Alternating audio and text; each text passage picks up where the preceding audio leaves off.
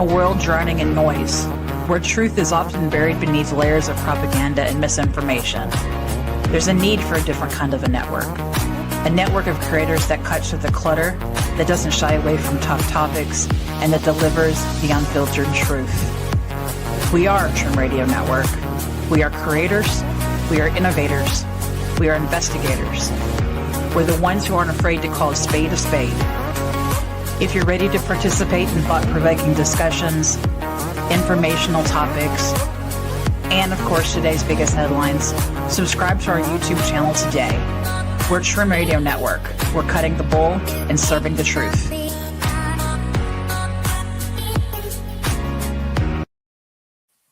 Welcome to Revelation, where prophecy meets science. Join host Peter Kling, the Einstein of Biblical Prophecy, as he uncovers ancient truths with modern insight. Prepare to see the world in a whole new light. And now your host, Peter Kling. Good evening, everyone. I hope everyone's having a fantastic day and doing great. You tuned into this show, so that's fantastic. And I want to thank you all for doing that. Please hit the like and subscribe. Tonight's show, Behold a Pale Horse. Very interesting. It's the title of a book. If you're a Clint Eastwood fan, you may know it from, Pale Rider? It's the opening line, basically, in that movie. Behold a Pale Horse. It's also the title of a book written by Bill Cooper. And oddly enough, I came across this video.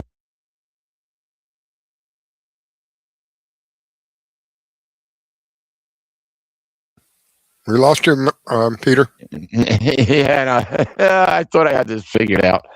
Don't ask me why, but when this thing goes to sleep. What's the last? Anyway, A Pale Horse by the author Bill Cooper. Now, I have not read the book, but the title is quite interesting. And the titles, we've heard the title a lot, Behold a Pale Horse. What is this pale horse? Well, it's the fourth horseman of the apocalypse.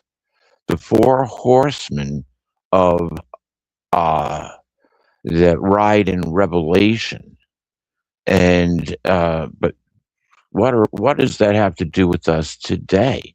Because the fourth horseman is death, and it says Hades is right behind it.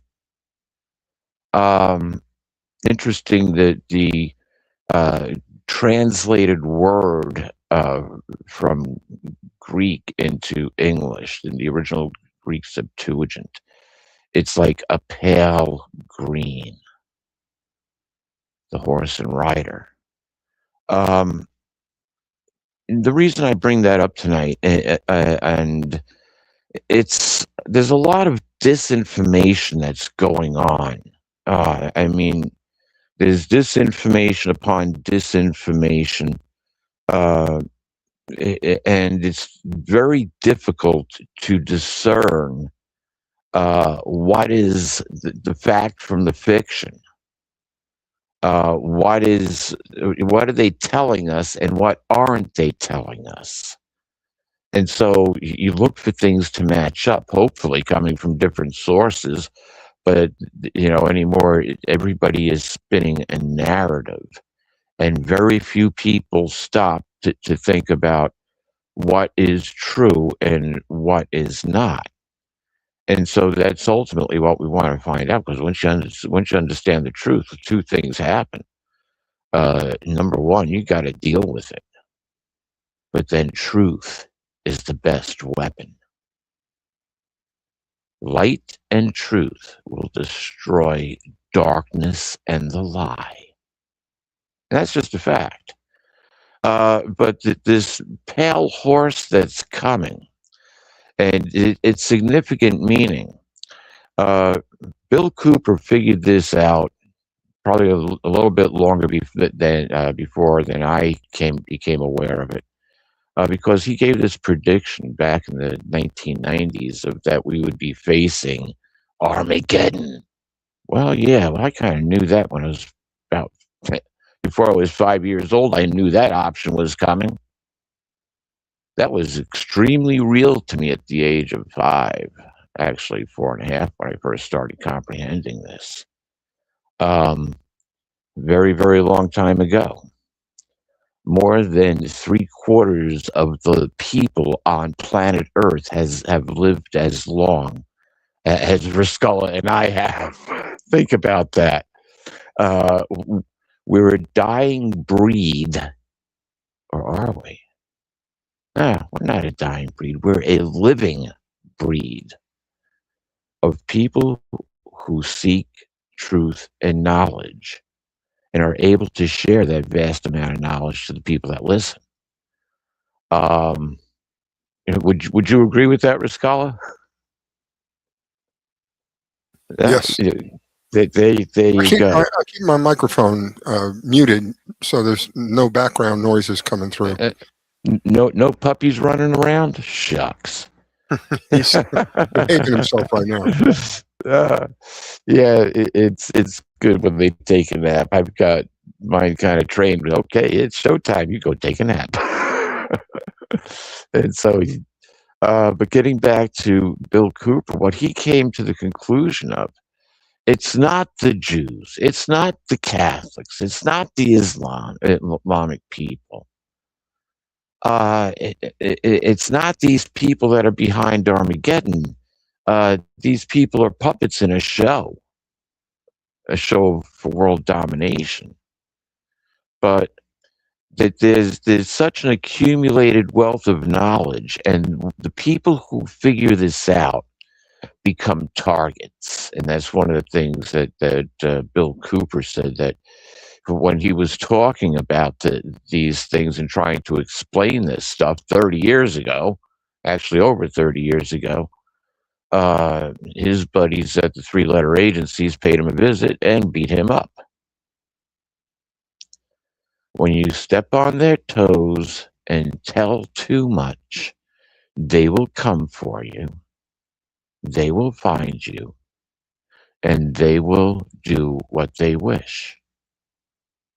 Now, the great thing is, since my involvement with their nonsense became on the physical side, and you take the testimony of somebody like this and say, well, look, it's not any of these other people, these religious groups aren't necessarily behind it.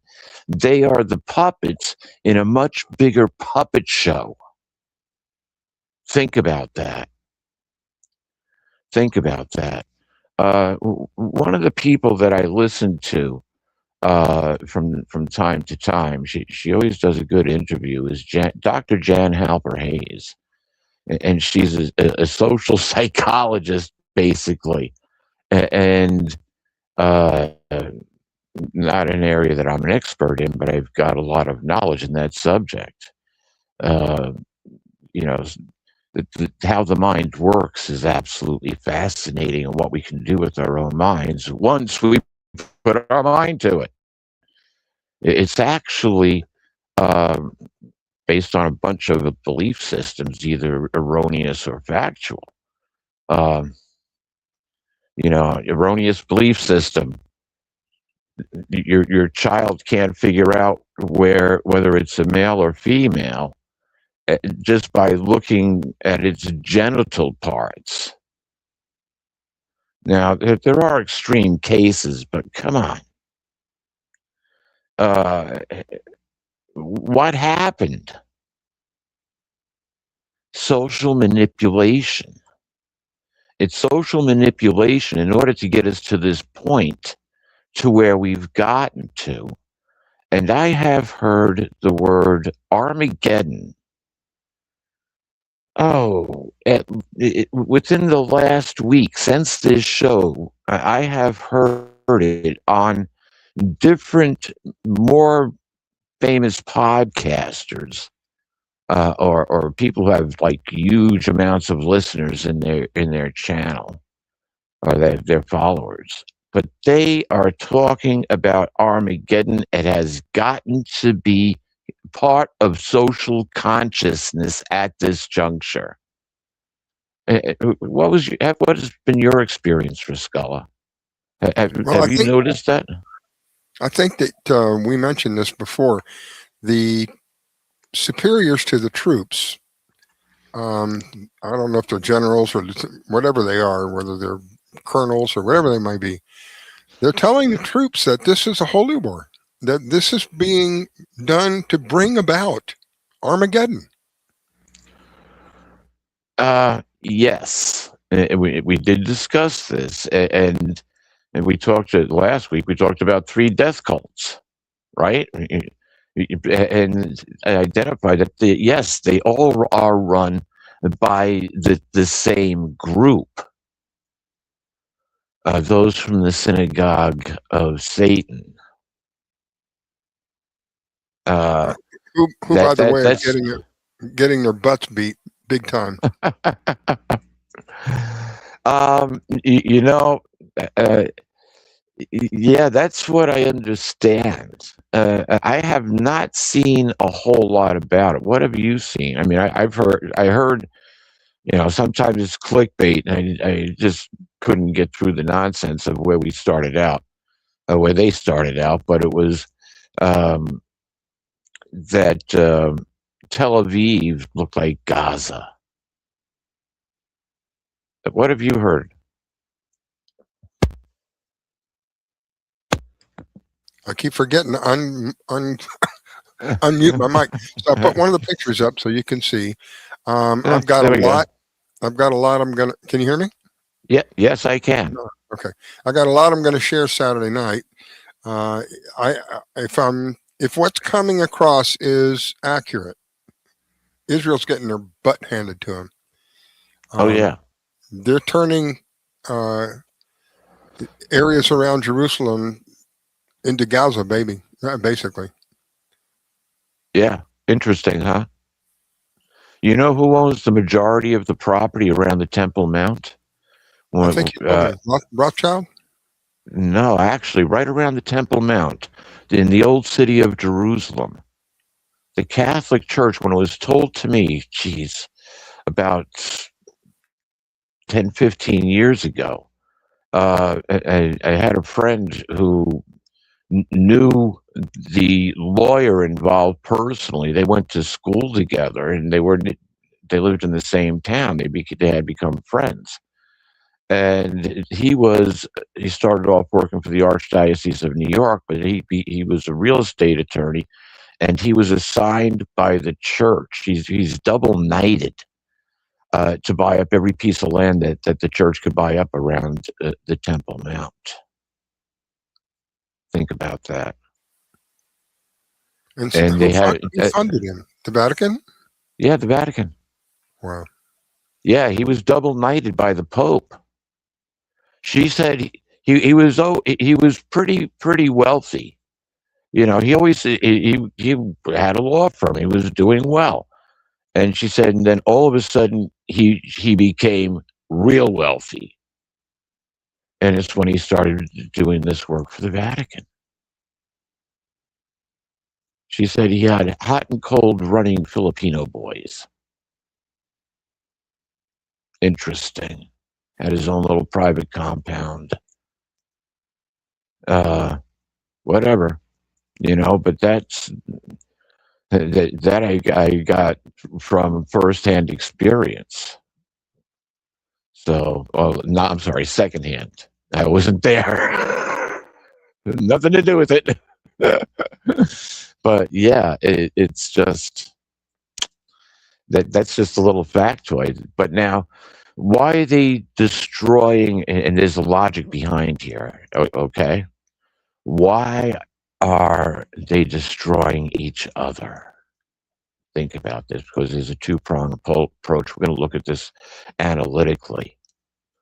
They're opposing sides, right? Israel and Iran. Now, is it the people of Israel and is it the Jews and the Iranians? I asked a good friend of mine about this several years ago. He went by Josh, but his Arabic name was Vahid.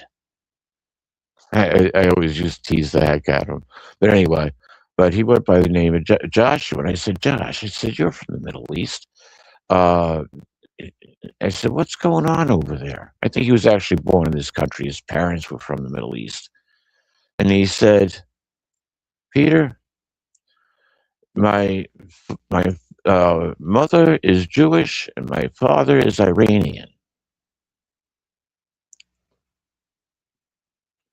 My mother is Jewish and my father is Iranian.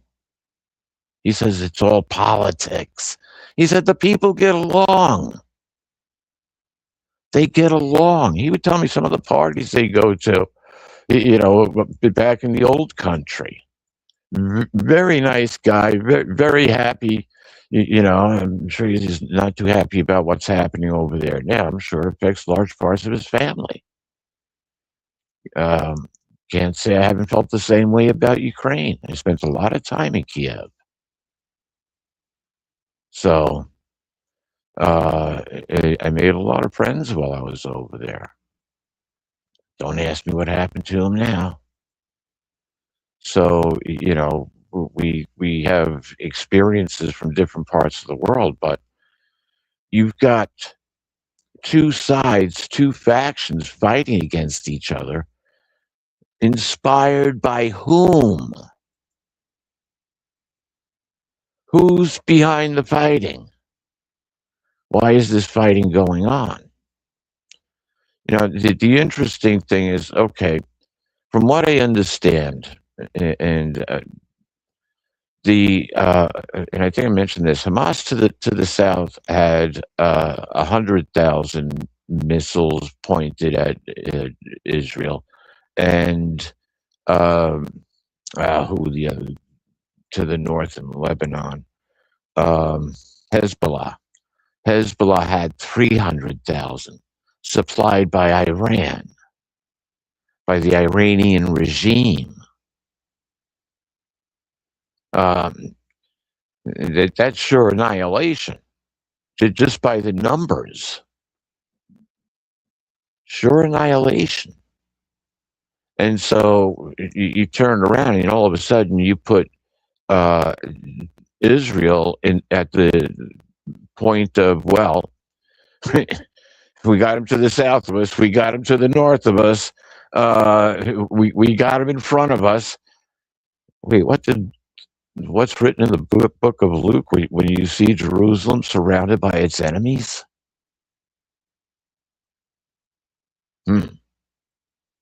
Matthew says it a little bit. It's recorded a little bit different in Matthew, but very much the same idea. It's when you see this happening, and we see it happening. There's a siege going on. Rascal, did you have any other pictures? I'm sorry, or anything else you wanted to add about that? No, I'm good. Okay. Because what we see going on are two religions, two theocracies. Let me put it that way. Two theocracies, a government run by religion, which are diametrically opposed, involved in a conflict, even though it's regional, could have worldwide effects. And so what do? You get them to use up all their missiles, and then you shut the money off. And then you rebuild. Now, who installed the regime in Israel? Who started? Skull, you know this as well as I do. Just about, anyway. It goes back to the Balfour Declaration, right? Correct. Yeah, and so who was behind that? Lord Rothschild. The banksters, and it comes down to the city of London, but it was actually Lord Rothschild who wrote Lord Balfour, said, hey, let's make this the future homeland of the Jews. And so, boom, You had the agreement that was set in 1917. Oh, 1917. Let's see, what horseman would be riding at that point? It would be the red horse of war, was riding strong and hard, going through Europe and into Russia. 20 million people died in World War I. For what?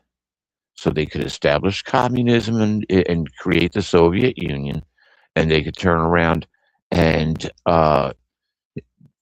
get all the Jews to go to the homeland. You see where this scheme starts, Rascala? It just shows you that when they plan, it's not just a year or two, it's generations ahead. This was a short-term plan in the scheme of things for them.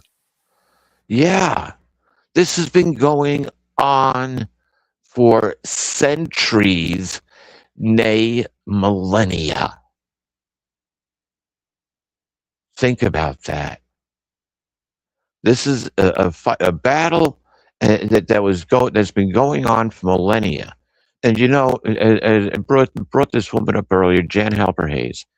Her closing statement in her interview was, "We are in a spiritual war."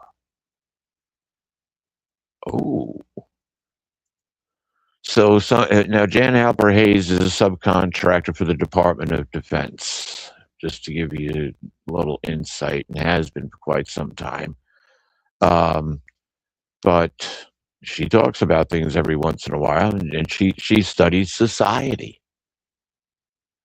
You want somebody who can pretty much figure out the dynamics of the personalities based on percentages in the United States. I would say she could probably give you a lot of interesting insight.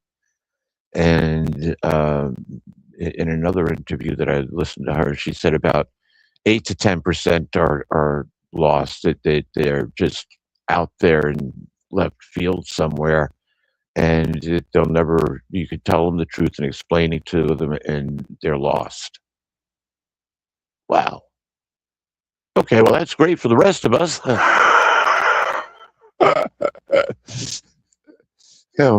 Glad I'm in the 90 percentile this time around.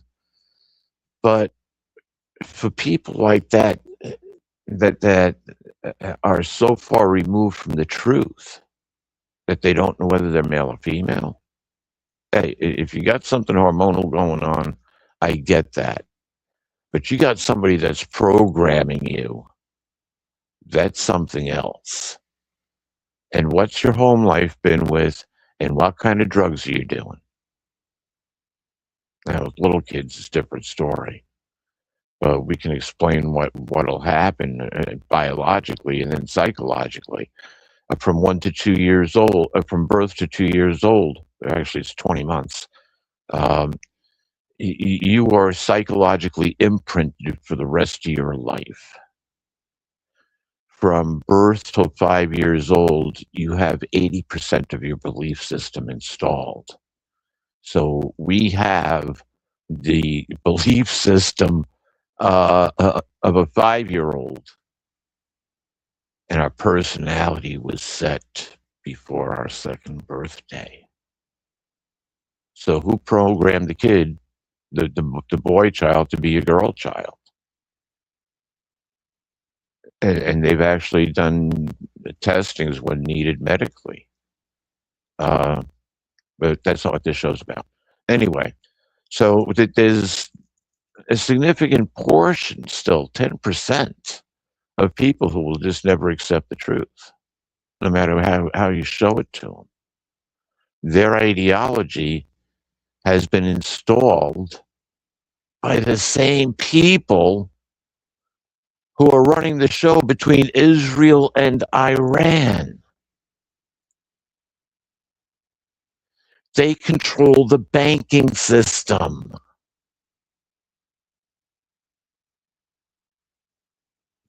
They employ people like Jeffrey Epstein. Think about that. They employ people like Jeffrey Epstein. Epstein ain't the only one. You know, it's in the files that he was a representative for the Rothschilds. 17,000 pages, or 17,000 items, whatever it was. I guess emails, but files, records, I don't know, 17,000 of them though. Yeah. Yeah, I pretty much comprehend exactly what's going on, and that's how they blackmail so many of these people. If it's somebody in power, hey, somebody who wants to hide money, you got that much money that you want to hide it. You're talking about people up into the billionaire, multi-millionaire levels, and they're involved in no good if they have to hide their money. And so illegal money goes into places that are tax-free. And they're like the Cayman Islands. Cayman Islands, you stick your money there, and they are totally private about your business. Nobody knows who put money in, and the authorities in the Cayman Islands don't talk. And you never hear about the Cayman Islands. Every major bank has a branch in Grand Cayman. Every major bank. Banking is the Cayman Islands' number one or number two industry besides tourism. They're ranked 1 and 2, but I was surprised at how many banks are in Grand Cayman. Holy moly! Why? So the people who are dealing huge amounts of drugs going out of South America to the rest of the world, or different parts of the world going around the world, so the profits from there could be hidden. You give me a better reason. Why would you need to hide, Riscola? Why would you need to hide huge amounts of money? Keep from paying taxes? Mm-hmm. Yeah, but usually, well, everything's so damn crooked anymore. You've got the major banks which are doing back deals in some of these. What was it? J.P. Morgan, is it? Or that they were involved with Epstein. One of the major banks I think it was Morgan. Yeah. Yeah. Oh, we didn't know. And, whether they did or not, I don't know. I scratch my head. I still can't figure out how Stephen Hawkins got down to Epstein Island. But what was he going to do when he got there? Watch? That's pretty pathetic, isn't it? Wow. Yeah, but I'm not saying that he was involved in anything, because ha ha ha ha ha ha, nice time. What was he gonna? It was computerized. He could, how he communicated that way, and I've got respect for him. I'm not making fun of him at all, but a man in his condition, was he there for anything more than some sunshine and to elbow rub with a lot of big people? He was world renowned himself.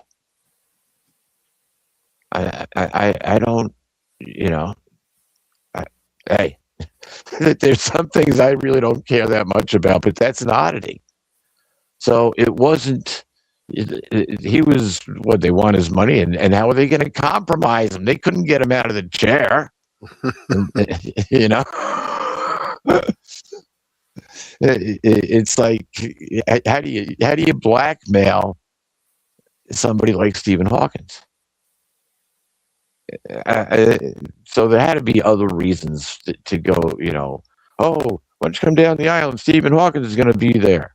Well, okay. No thanks. I got better things to do. Sorry. But it's the same group of people that are behind the game. And it's all laid out in the protocol of the synagogue of Satan. Protocol of the learned elders of the synagogue of Satan. And so here's the flip side of this, Rascala.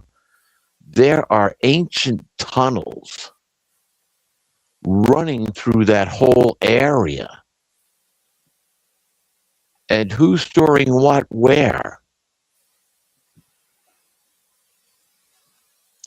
From what I understand, and I got this firsthand from the engineer, there are huge underground facilities in Israel. Huge. So can't tell you where, can't tell you anything about them, but they're huge. Gee. It might be they were at this point. No, because this company was experts in making hardened bunkers that didn't exist. Huh. Yeah, they could build a bunker to any kind of specifications at any depth. How much you want to spend? They had the engineers to do it. Wow. Yeah. So, he couldn't give me any specifications. Nope, but we're working there. And so, yeah, there's a lot of underground tunnels, but they also go back thousands of years. Remember, this is a city. This is an area that was under siege from time immemorial, 4,000 years almost. You got to go back to the Egyptians and whatever skirmishes happened in order to set up the Egyptian Empire. And keep in mind, the Egyptian Empire was in Upper Egypt. It wasn't in Lower Egypt where the pyramids were. That's an oddity. Upper Egypt would have been more upstream on the Nile, Luxor, that area. But anyway, but yeah, here we are, and it's a constant. What's happened is now that Armageddon. I don't want to get too sidetracked. I want to get back to the repetition. It's that word is coming up in places that I've been like, huh? Okay. But throughout social media, the word Armageddon is being used a lot. And so here we are with essentially the horsemen of war riding. And the third horseman is the black horse, and that is plague and pestilence and food shortages. The sad thing is, Rascala, we know exactly when these horsemen started riding. And that started in 1914.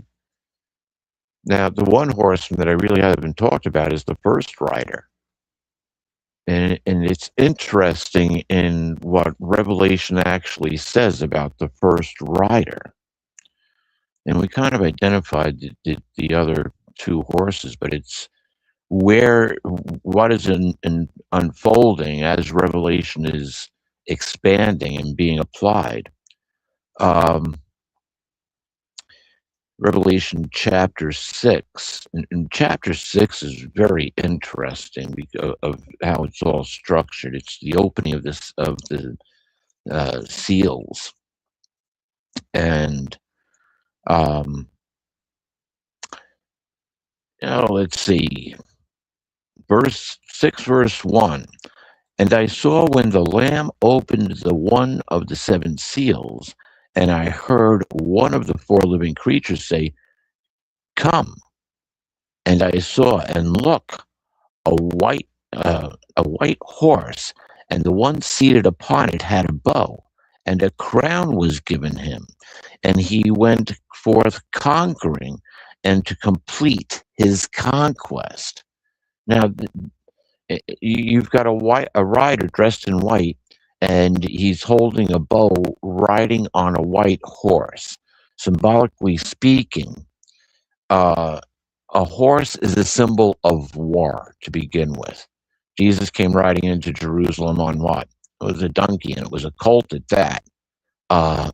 And so now horses were used full chariots, or you had your cavalry, one or the other. I imagine that was pretty, you're a foot soldier, and here they come on horseback with chariots.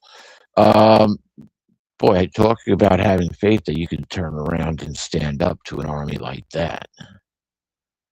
You better be connected to more than just the physical, because we're dealing in the spiritual. We're in a spiritual battle. Why do some people live through really difficult times and others don't make it? I remember there was a documentary that I saw a couple of years ago. It was on the bombing of Nagasaki and Hiroshima. Man, you want to talk about somebody that he was in Nagasaki. I guess it was actually Hiroshima when the first bomb went off. He was in the city and lived through it.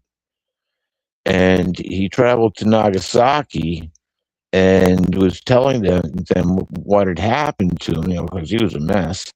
And then they bombed Nagasaki. One way or the other, he went from one town to the other, and he got hit with an atomic bomb twice and lived. Wow. I don't know what he had faith in, but he survived it. You should have played the lotto. Yeah. The problem was there wasn't any lotto machines within a mile. Oh. In fact, went to the local casino. I don't think that they had them in Japan. But yeah, boy.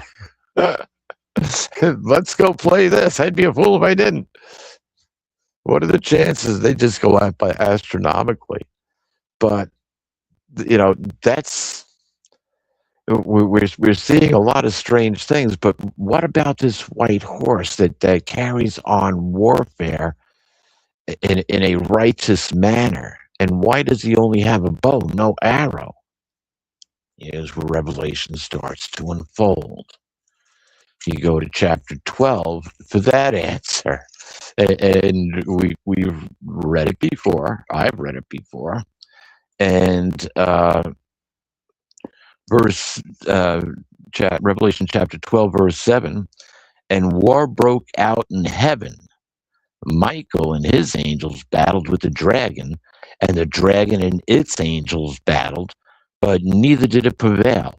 Neither was a place found for them any longer in heaven.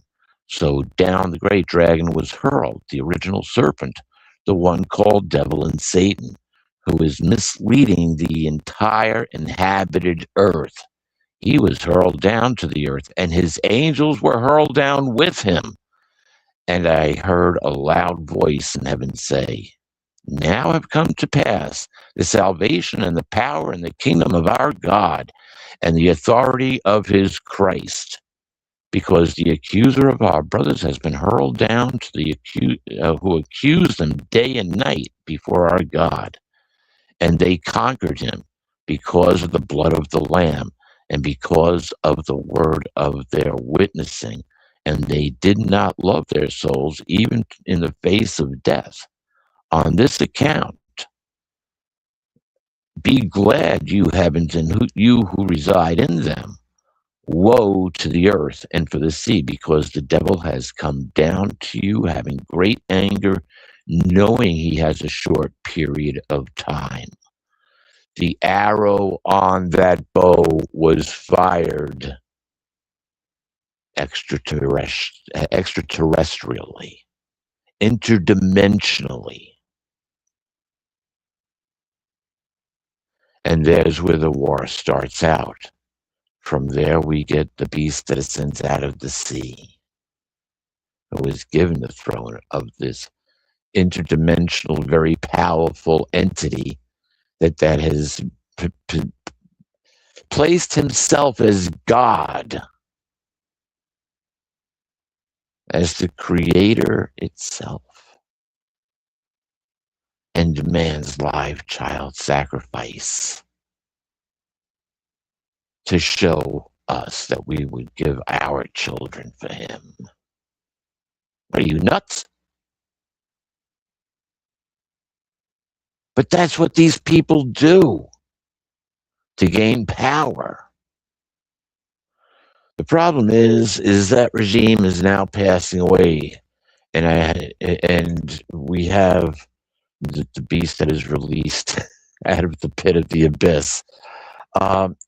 But all of the terrible thing is, when I looked into this, when I was writing Letters to Earth several years ago, I did a calculation. It took several days to gather the data together.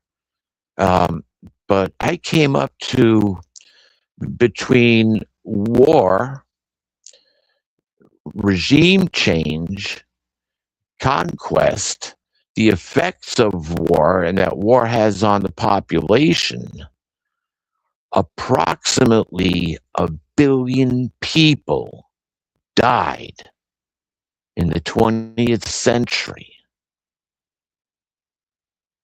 to conflicts and the result of conflicts. As a result of a conflict, was during World War II, or toward the end of World War II, Stalin, when he went through Ukraine, took everybody's food. 2 million people in Ukraine starved to death. Think about that. 2 million Ukrainians starved to death. Whew. That's sad. And the sad part is they've got some of the most fertile land on the planet. They can grow almost anything there. Now it's all been bombed to hell. Well, not all of it, a good portion of it. Again, inspired by the same cabal. Now, it doesn't simply end badly. They're not going to take us to a point of Armageddon. Because there's, boy, okay, let's make it cliche. The Trump card has been played. And it was played, interestingly enough, most likely by the eighth king. And the eighth king in Revelation 17 springs from the 7 world powers and now becomes its own 8th world power. And that, interestingly enough, brings us some sort of liberation, but it brings us one step closer to the end, the real Armageddon. So you've got to put you got to get the whole world on the same page. That's the problem.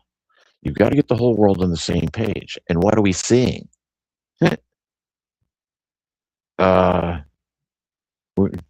seeing interesting laws being placed by the backers of the city of London and those controlling it, just to the north of us in Canada, if what I heard today is correct, the Canadian government they have passed a law, I guess, in their version of the House. Now it gets sent up to their Senate or whatever the equivalent is, to ban anybody from quoting from the Bible. Whoa! Goodbye, freedom of speech, and it's biblically based. Say that again, Peter. They do not want to have anybody quote. What I just did here could actually get me arrested. Wow. Quoting from the Bible. Think about that. One day it might. I don't know. You expose the truth. As I said, the truth is the best weapon. When that happens, that's when I've always relied on Jehovah. I've always relied on our Creator. And I'm still here to talk about it, even though I'd rather not talk about a lot of things that happened in the past. It's the past. Strengthens my faith. Wow, I lived through all that nonsense. And I'm still here to talk about it if I choose. But that faith didn't happen overnight. There's a lot of years there. And it was a lot of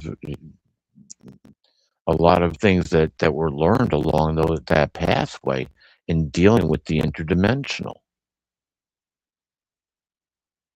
I have a long history of dealing with the interdimensional, and it goes back to actually the first time that I experienced this. I was 9 years old. I saw the future at the age of 9. And then I had to figure out, how did I see that? What mechanism allowed me to see that? Because I comprehended how valuable that knowledge was. How do I repeat it? You know? And so it comes down to, people say, how can you see the future? How can you see the future? Trust me, you can see the future. If you want to go look at it, you just have to know how to do it. Or have it done to get you to put on a path. You ever have a dream that come true? Some people do, some people don't. But how many people have said, I knew that was going to happen? Riscal, you ever say that? You ever say, I knew that was going to happen? I'm laughing only because, excuse me, I had opened a can of green beans the other day, and it was one of those where you have to use a can opener. It's not one of those pull tops. And I said, be careful. Don't touch that edge. I knew that was going to happen. Get me a Band-Aid. That's when you set it down, take a step back, and take a different approach to it. After I made up a couple of curse words to go with it. Yeah, but how many times have you actually had that happen in your life? There was a time when, can't remember how many years. This was quite a few years ago, but I had a boat. I had a 24-foot wellcraft. I used to love fishing, go offshore fishing all the time. We went to the boat ramp this one particular day, and the boat ramp was just jam-packed, and I didn't want to wait all that time, so we went over to where they have the cranes at to have my boat put in. And I can't remember exactly how it all started, but they started to pick the boat up, and I said, I know this is going to happen. And just before I could say anything, the boat, where they had hooked the boat on the front, it had just pulled right out of the hull. And the boat came down on the trailer. And I said, God, something just told me. I knew that was going to happen. I don't know if that's what you call, what do you call it when you intuition? Precognition. Yeah. Precognition. That's But there when are you many know. times where I've said, I Yes, knew that was going to happen. and precognition can happen within seconds in advance. Yeah, where you say, "Damn it, I knew that was going to happen," or it could happen minutes, hours, weeks. But you have a clear precognitive comprehension of a future event. How'd that happen? How'd that happen? You see, there's a mechanism there. And that's where prayer and meditation come in. And you see, it's learning that mechanism. We'll have to do a show on this sometime. I ought to just do a CD on prayer and meditation. But there's right and wrong ways to pray. And sitting there going, with an empty head doesn't do you any good. It may relax you, but you can also relax through prayer and meditation. And it all has to do with controlling your consciousness, where we tend to operate in beta. If you're driving a car, it helps if you're in beta. That you have extremely good reaction skills, but I would rather not have anybody necessarily in alpha, or especially theta for that matter, because if you're in theta behind the wheel, you're sleeping. So you don't have your eyes open. Oh boy, you're really, really deep in thought, but that usually will happen in alpha. And it's a matter of all of a sudden your brain slows down to a specific speed. But in beta, we operate above 12 hertz per second. Alpha, we run from 12 down to approximately 8. In theta, we now, our mind is cycling at the same cycle as planet Earth vibrates. So when you're in theta, the upper part of theta, you become in sync with the planet. Think about that. Now, it's by the Schumann resonance. Lately, Schumann resonance usually vibrates, 7.3 hertz per second. I think it's actually 2 something. But anyway, about 7.3 hertz per second, if I recall correctly. And when the human brain slows down and vibrates at that speed, generally we're sleeping. But you can do it consciously. And that once you're in theta, all the rules of the third dimension no longer apply, depending on how far down into theta that you go. And then there's delta. Delta, you get ready to experience pure energy. It's interesting. But that takes a lot of time and a lot of practice, and you just don't go do it. Practice every day. 4 times a day, plus the little synchronicitous times when all of a sudden you go deep into thought over something. That's alpha. 92% of the most successful business people say that they daydream for about 90 minutes a day. Think about that. What are they daydreaming about? How to make more money. Different ways to become successful.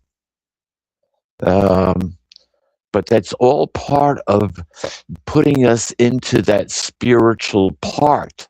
The spiritual war that we're in is really, when it comes down to it, it's a war of intelligent consciousness.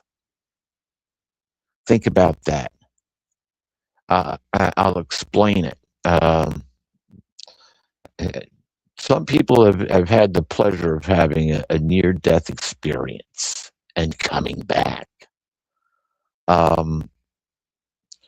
What I had learned is that our consciousness, because I've listened to a lot of near-death experiences besides having one of my own, but our consciousness goes on.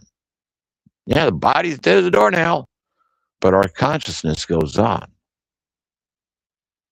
And that is enveloped, that's our soul consciousness.